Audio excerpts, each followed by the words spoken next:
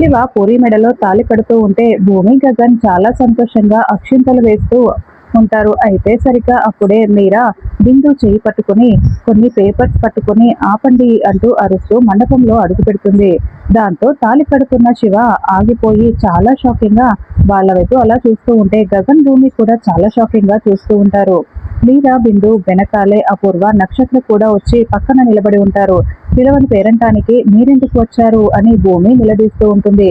ఆ పెళ్లి కొడుకు చేతిలో ఉన్న తాళి కట్టాల్సింది పూరి మెడలో కాదు, నా కూతురు బిందు మెడలో ఆ శివ తాళి కట్టాలి అని మీరా చెప్తూ ఉంటుంది. గగన్ చాలా షాకింగ్ గా వింటూ ఉంటాడు.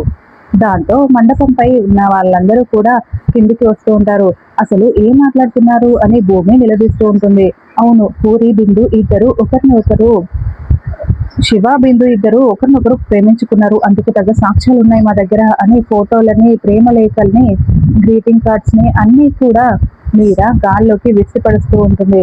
ఇక శివ బిందు ఇద్దరు ఒకరిని ఒకరు హక్ చేసుకుంటూ తీసుకున్న ఫోటోలు, ఆ గ్రీటింగ్ కార్డ్స్, లవ్ లెటర్స్ అన్ని కూడా చూసి గగన్ ఒక్కసారిగా కుప్పకూలిపోతూ ఉంటాడు. అన్నయ్య అంటూ పూరి బాధపడుతూ ఉంటే శారద భూమి చాలా ఏడుస్తూ ఉంటారు. పూరి అయితే గగన్ ని చూసి మరింతగా బాధపడుతూ ఉంటుంది. అపూర్వ గర్వంతో తల ఎగురేసుకుంటూ చాలా సంతోషంగా చూస్తూ ఉంటుంది.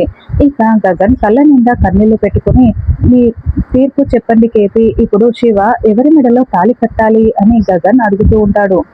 అప్పుడు కేపీ తలదించుకొని చాలా బాధపడుతూ ప్రేమించుకున్న ఇద్దరు పెళ్లి చేసుకోవాలి అని చెప్పడంతో గగన్ ఇంకేమీ ఆలోచించకుండా శివ బిందుల చేయి పట్టుకొని మండపంపై పెళ్లి పీటల మీద కూర్చోబెడతాడు. శివ చేతికి తాళి ఇచ్చి బిందు మెడలో కట్టు అని చెప్పడంతో శివ బిందు మెడలో తాళి కడతాడు.